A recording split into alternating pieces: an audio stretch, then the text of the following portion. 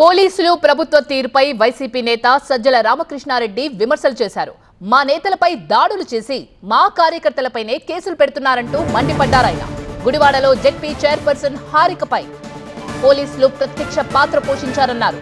జగన్ పర్యటనకు వచ్చినప్పుడల్లా వందల్లో కేసులు నమోదు చేస్తున్నారన్నారు సజ్జల. ఇటీవల జరిగిన దాడిలో గాయపడి చికిత్స పొందుతున్న మన్నవ సర్పంచ్ నాగమల్లేశ్వరరావును సజ్జల రామకృష్ణారెడ్డి పరామర్శించారు.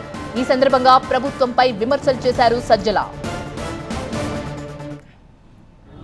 మా జెడ్పీ చైర్పర్సన్ మీద ఓ బీసీ మహిళ మీద ఆమె మీద అటాక్ జరుగుతుందంటే ప్రేక్షక పాత్ర వహిస్తారు. పైగా వీళ్ళని అరుస్తారు, వీళ్ళకి సర్ది చెప్తారు, మీరే పోండి అని అంటారు.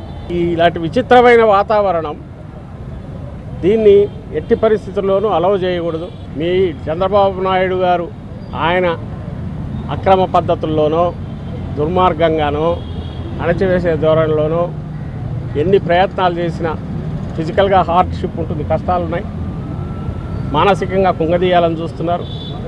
బట్ ఇవి తగిలే కొద్దీ ఇంకా గట్టిపడుతోంది పార్టీ, ఇంకా కార్యకర్తలు గట్టిపడుతున్నారు. ఒకరికొకరు తోడుగా ఎంటైర్ పార్టీ ఉంటుంది. వీటి ఎన్నో కాలం అయితే ఎంతో కాలం సాయంత్రం ఈ పద్ధతుల్లో చంద్రబాబు నాయుడు రూల్ చేద్దామనుకుంటే మాత్రం అది సాగదు.